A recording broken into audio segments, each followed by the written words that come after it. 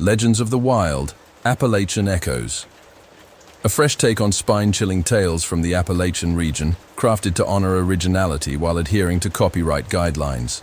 Dive into 4 hours of mystery and weigh in. Appalachian or Appalachian?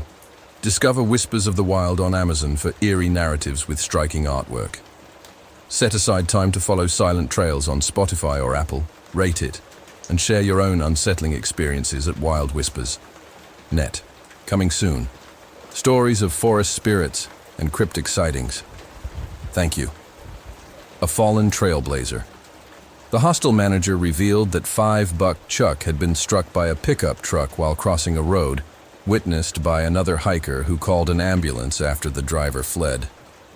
Admitted to the hospital, he succumbed to his injuries that night. "You've got to be kidding me," I gasped, startling her. I recounted my encounter with him 2 weeks post-accident. We exchanged stunned looks, marveling at the strangeness. To honor his memory, my crew and I stayed at the larger hostel, toasting him with beers, wishing his spirit had reached Georgia, the trail's southern end, which he'd been pursuing. Wherever he is, I hope he's at peace after his determined journey. His grit inspires me. I'm saving to hike the Appalachian Trail myself. Thanks, Chuck, for the motivation and that rare tip from my hostel days. Spirits of the Hollow from Swamp Fox. In the summer of 2015, I explored the southern Appalachian Mountains of Oconee County, South Carolina, a geologist by day, documenting outdoor adventures for an online publication. A friend connected me with an elderly native storyteller, whose tales over coffee captivated me for 2 hours. His most intriguing story was of an abandoned homestead near the Georgia border, featuring a ruined house and family cemetery, steeped in a ghost tale of tragedy and cursed land. As a scientist, I dismissed it as folklore, but his directions intrigued me. I set out at dawn with my rescue dog, Shan, under glorious weather sunlight filtering through trees, a breeze easing the heat. We searched fruitlessly the first day, the mountain's beauty justifying the trip. Shan's energy pushed us late, but I sought a campsite as dusk fell. Spotting a decaying brick chimney, we'd found the homestead. The clearing lacked trees, only sparse, sickly plants, a curiosity I ignored. Shan vanished, usually close, and I found him crouched at the tree line, fixated on the ruins, tense, unlike his cheerful self. Assuming wildlife, I explored, finding rusted crosses marking graves. I photographed them, pausing for water, but Shan paced the tree line, refusing to enter. As darkness crept in, I camped at the wood's edge, satisfying him. The night was cool. I slept under the stars with Shan, content after good photos and article material. In the early hours, Shan jolted up, staring at the house. Moonlight revealed the cemetery nearby. I heard a childlike wail from the ruins, stepping out to investigate. No one visible, but the sound grew, joined by a low male murmur. Assuming lost hikers, I approached, uneasy, regretting my unlit path. The house was just a chimney, slab, and timbers no hiding spots yet. Voices persisted. Shocked, I accepted the inexplicable as the sound ceased. Shan greeted me eagerly. We waited out the night, leaving at dawn. The storyteller confirmed the family's ghosts, unsurprised. Rationally, I doubt it, but I know what I heard. Shan would resist returning, I won't either. A Shadow in the Night, from Appalachian hiker 290. In January 2023, of Native American descent, I believe my grandmother's tales. We'd recently adopted a dog, A, whom I walked nightly, often chasing local chickens. One cold, windy night, clouds hid the moon a disappointment. The chickens were absent. I sniffed the air, tugging toward our shed. Suddenly, silence fell, no wind, no squirrels. Used to this with predators or people around, I noted our area's mountain lion reputation. I stopped, and I saw a 9-foot silhouette by the shed. My flashlight revealed a gaunt figure, bones and ribs visible, matted fur with torn flesh, deer-like legs, lanky arms ending in red-stained claws, a deer-shaped head with worn antlers, and chilling black eyes. Frozen, A ran home. The creature snapped toward me. I shrieked, dropping my phone. My pit bull B and Rottweiler C barked, snapping me out of it. I scrambled home as Grandma yelled my name. Inside, the creature retreated, leaving a stench of rot and sour milk. Gasping, Grandma asked, "What did you see?" Seeing my terror, she said, "You saw it, didn't you?" Nearly a year later, I feel watched at night, sensing its presence. I stay vigilant. Tremors of the Unknown, from Yosity Sam. My wife urged me to share this, inspired by a podcast. At 12 in the 1970s, I lived near Johnson City, Tennessee, in the Appalachians. Kids roamed freely then, exploring woods, mines, and camping. Unlike today's screen-bound youth with few TV channels, we took risks, surviving somehow. One cold November morning, 1973 or 1974, waiting for the school bus at 7 a.m., we felt the gravel shift, heard rocks fall, and saw dust rise from a ridge 10 seconds of an earthquake. Per the radio, a 7.3 magnitude in Claiborne County felt to Charlotte, 100 miles south. Missing school, we explored the ridge, finding a cave exposed by the quake roots, leaves and dirt framing it. We grabbed rope and a lantern, dreaming of gold or a hideout. With my friend Lee and twin brothers, always troublemakers, we entered. The stench of death hit me. Inside, a low room held animal bones, cats, dogs, deer, rodents, some picked clean, others with meat. A twin found a collar. Spotting two reflecting lights, I urged, "We need to leave." They were eyes. We fled, telling Dad, who warned us off until he checked. Mom threatened punishment if we returned. Chores kept us busy. By weekend, Lee and I, armed with knives and sticks, revisited. Rain widened the cave. Deeper, no bones, we found a steep drop with warm air. Dropping a torch, it lit a room 20 feet down. A growl louder than a bear, like a big cat, screamed, circling the torch. Black-furred, Doberman-eared with red glowing eyes, it wasn't a bear or lion. Its scream weakened us. I curled up, head pounding. Lee collapsed as the lantern fell, lighting the beast in pain. Freed, we fled up the slope, hearing another scream that knocked us down. We ran home, deaf for a week, with headaches. Doctors blamed cave gases, but we knew better. Dreams of the cave haunted me for months. We never returned. Years later, post-earthquake, I found the cave collapsed. Lee, deafened, isolated, drank heavily. The twins said he never recovered. That thing's smart, mind-invading, remains a mystery. Whispers of the wood booger. From stone's throw away from Appalachian salamander. Ivy hesitated to share my family's eerie tales, but nightly occurrences now compel me. Living in the dense, forested heart of Appalachia, we've seen ghosts and lights, but the wood boogers, or mountain bosses, are our biggest threat. My grandmother and father, from a small native reservation, taught us of entities in the hills. We stayed inside after dark, silent, no window gazing or whistling. Cattle calves, born bloody, stayed in a lit barn, Dad guarding with a rifle against predators. Our home, miles from the reservation up a gravel road, is remote, half a mile from grandparents' land, owned by my family for over a century. Stories circulated, but we'd seen nothing until recently. The first time I heard it, the woods went quiet. Myths of the Mist, Appalachian Tales. A reimagined collection of haunting stories from the Appalachian region, crafted to ensure originality while respecting copyright standards. Enjoy 4 hours of intrigue and chime in. Appalachian or Appalachian? Check out Echoes of the Hollow on Amazon for spine-tingling tales with vivid illustrations. Carve out time to follow Mystic Pathways on Spotify or Apple, rate it, and submit your eerie experiences at mistmyths.net. Upcoming: Legends of Woodland Phantoms and Elusive Creatures. Thank you. Echoes in the Hollow. My sister, father, and I sat on the porch late one night catching up. Her pit bull, Max, a bold companion, growled from under the bench, rising to stare at the wood's edge, hackles raised unusually high. The growling ceased, but Max retreated, tail tucked, wary. Then came 3 loud, distinct knocks, spaced about 15 seconds apart, shattering the silence. No other sounds remained, just my breathing. We waited, tense, as leaves and branches rustled. Max's ears perked. Something large moved along the ridge. From the opposite side, 5 deeper knocks echoed. Whispered debate followed, then a whooping call split the air like tales of Sasquatch. My spouse shared a past sighting. Dad recalled police calls of knocks and a musty wet dog stench near homes. Since that night, awareness or activity grew. Apples and pears vanished from our trees, chickens disappeared, and whoops neared the house.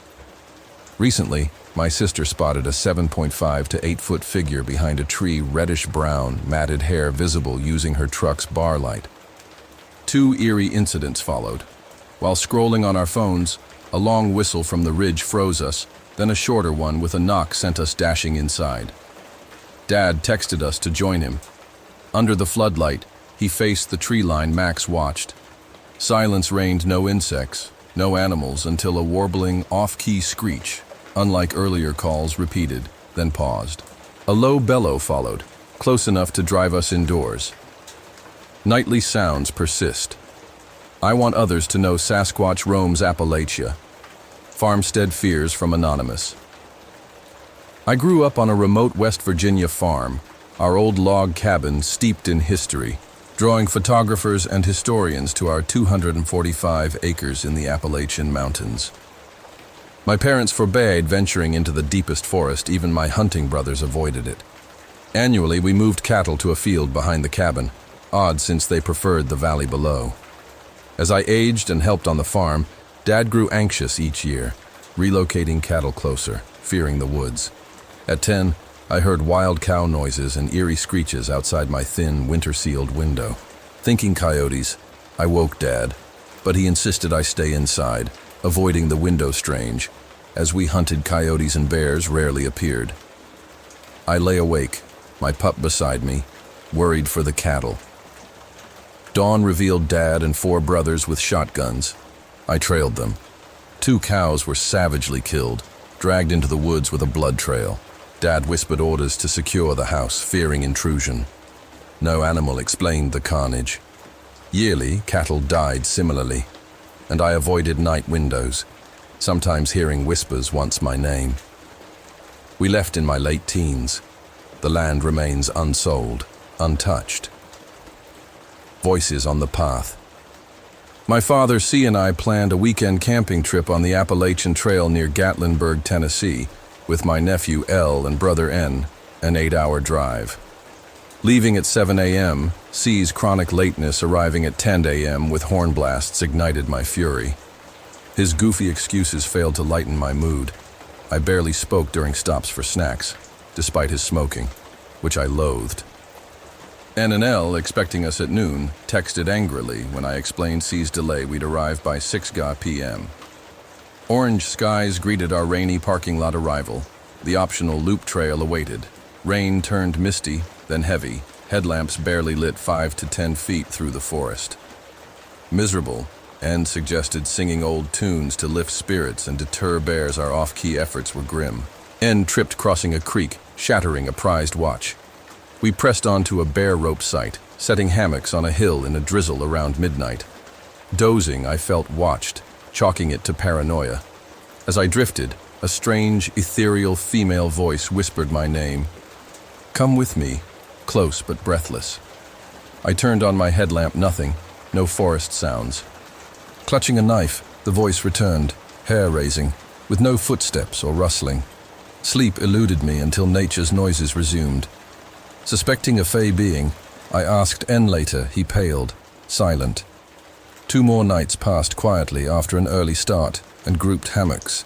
This remains my strangest overnight hike. Beast of the Ridge from Doug. In mid-April 2020, jobless due to the pandemic, I invited friends Tom and Mike for a weekend camp on remote state land in the Appalachian Mountains, 40 miles north of West Virginia. Armed Tom with a Glock 10mm and AR-10, Mike with a Colt 1911, me with a Mossberg 590mm 12-gauge, we hiked miles into the wilderness. A clearing with 7-foot tree scratches intrigued us, but we set up camp, gathered firewood, and relaxed with beers and stories until 11:12 p.m. Turning off music, we retired. Shadows of the Wilderness. Appalachian Nightmares. A reimagined anthology of eerie tales from the Appalachian region, crafted to ensure originality while adhering to copyright standards.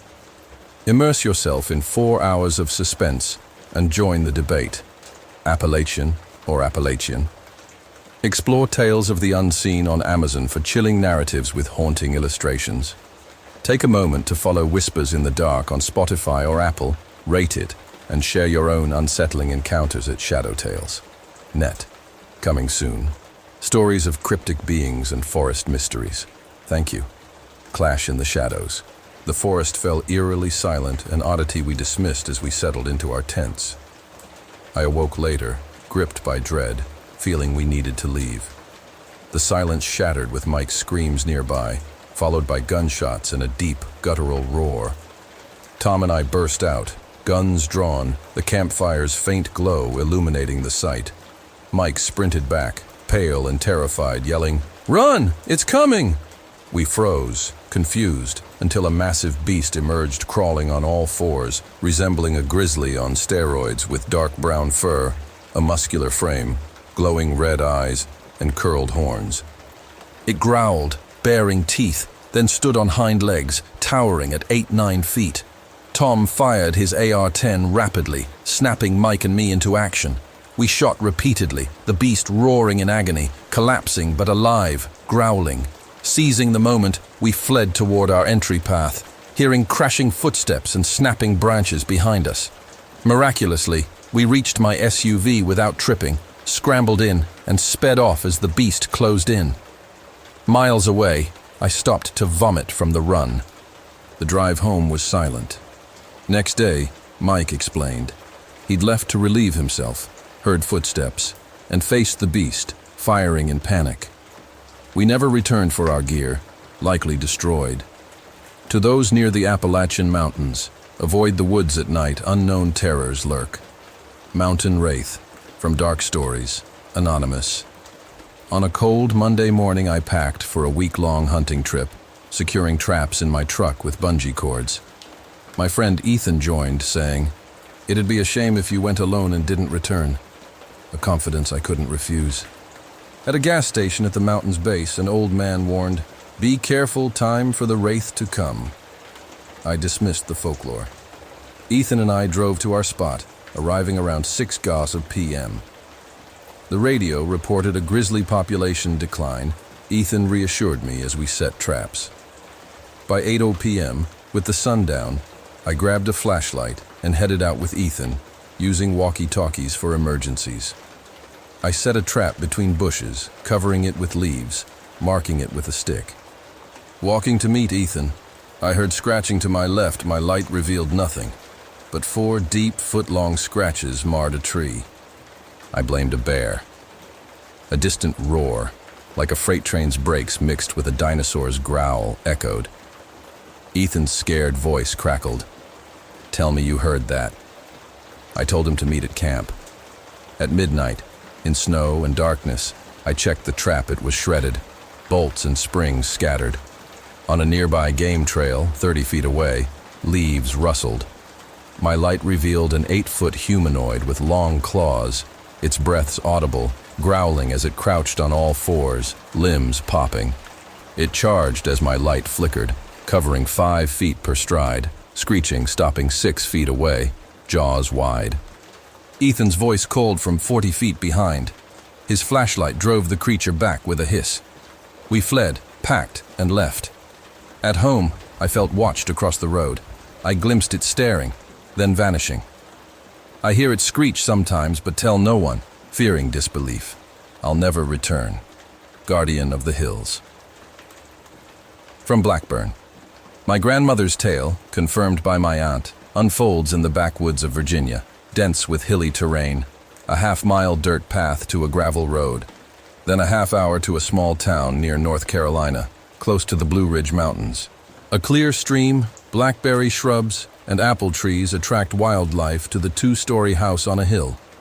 In 1978, my aunt, 17, lived there while my father joined the Air Force, and my grandfather, a semi-retired electrician, worked a contract in North Carolina, leaving them alone.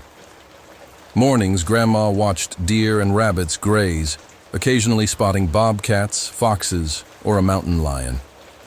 A large black bear, Major, with a white chest patch and a torn left ear, often ate berries and apples, reaching up in a salute-like motion. At 500-600 pounds and 6 feet tall, Major was docile unless provoked, coexisting peacefully. That summer, wildlife vanished. Rabbits, deer, and a nightly coyote disappeared. Neighbors reported a stolen dog and raided chicken coops, blaming the mountain lion. Major was elsewhere, feasting.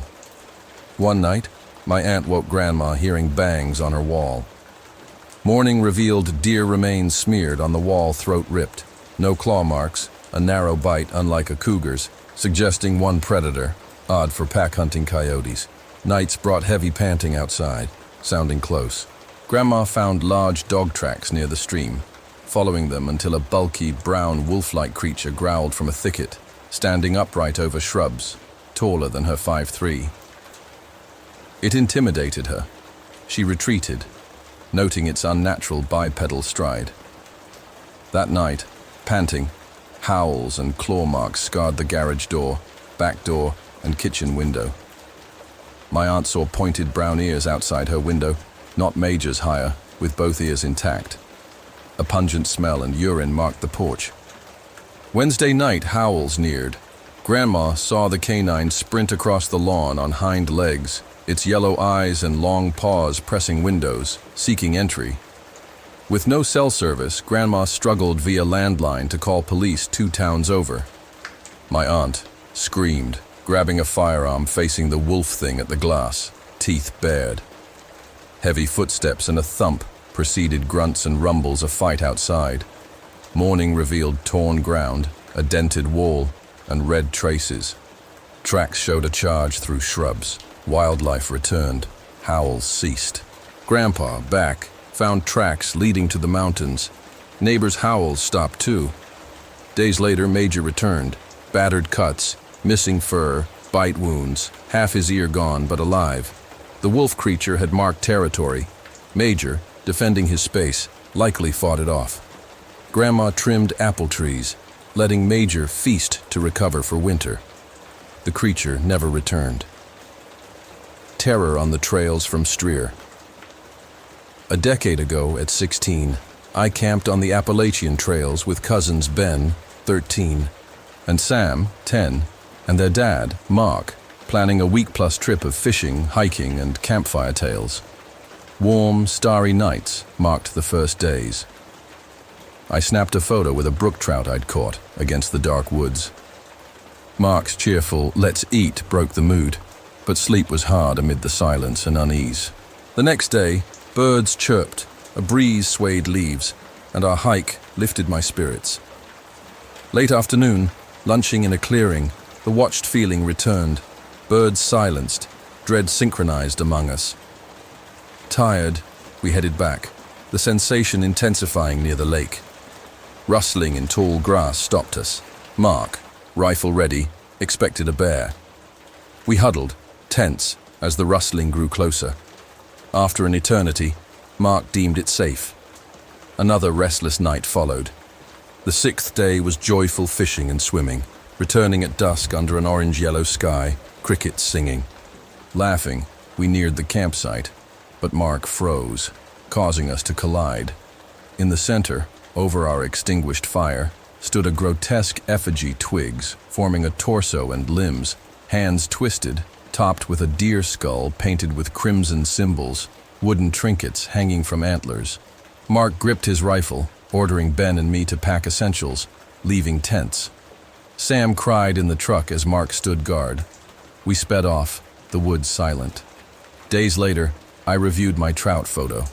Brightening it, I saw a ghastly face in the wood's white skin, sunken eyes, flared nose, antlers staring at me. The effigy was terrifying, but this image haunts me most. The Silent Observer. From Dragon Lord, 2082. In 2006, a year after moving to our northern Kentucky home with woods behind it, I noticed a dark figure watching from the tree line. One evening, gardening, I heard leaves crunch in the shallow woods, a game trail, so I assumed an animal. Returning inside, I felt watched, but saw nothing in the dark. While doing dishes, I glimpsed a figure at the tree line. It vanished when my wife checked. I dismissed it, played Xbox, but at midnight, back motion lights triggered. I ignored it, blaming the neighbor's cats. Later, the lights activated again, no cats, but a humanoid figure moved near the trees. On the deck, it froze, eyes following me as I moved. Unnerved, I retreated, turned off lights, and watched through blinds. It didn't move until the lights timed out. In bed, lights triggered again. A shadow loomed inside my bedroom window. I hid under covers, stifling a scream, and slept. The next day was normal, but the figure reappeared occasionally, eventually outside my bedroom door. It stopped when I moved. I don't miss that house and hope it doesn't follow. Echoes of the Hollow, Appalachian Legends. A reimagined collection of haunting tales from the Appalachian region, crafted to ensure originality while adhering to copyright guidelines. Dive into 4 hours of mystery and decide. Appalachian or Appalachian. Discover Whispers of the Ridge on Amazon for eerie narratives with striking artwork. Set aside time to follow Silent Echoes on Spotify or Apple. Rate it and share your own chilling experiences at ridgewhispers.net. Coming soon, tales of woodland spirits and cryptic encounters. Thank you. The Curse of Vine Hollow. My grandfather grew up in a quiet hamlet called Vine Hollow, Virginia. Now just 4 streets with a creek winding through. Back then, it bustled more, a mile from the Appalachian Trail past old logging patches. I once imagined an idyllic childhood there, small-town charm, tight-knit community, and a forest backyard. But Grandpa fled at the first opportunity. They cited the Great Depression, and that held some truth.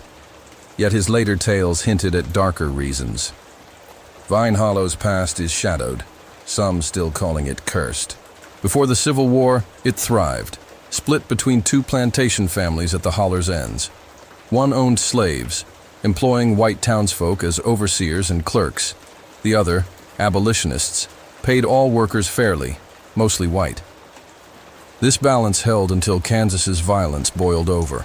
Slavery debates turned hostile, and by Fort Sumter's shots, bullets replaced words.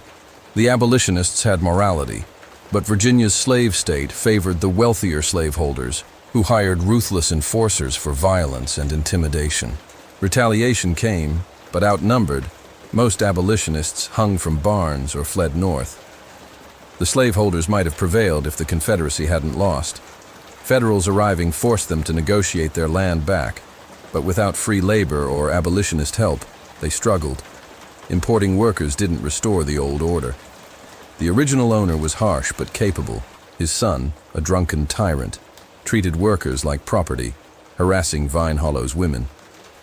One night, after a wife reported his assault, the townsfolk rallied. A mob stormed the plantation, nailing doors and windows shut, shooting escapees, maids, cooks, and children included.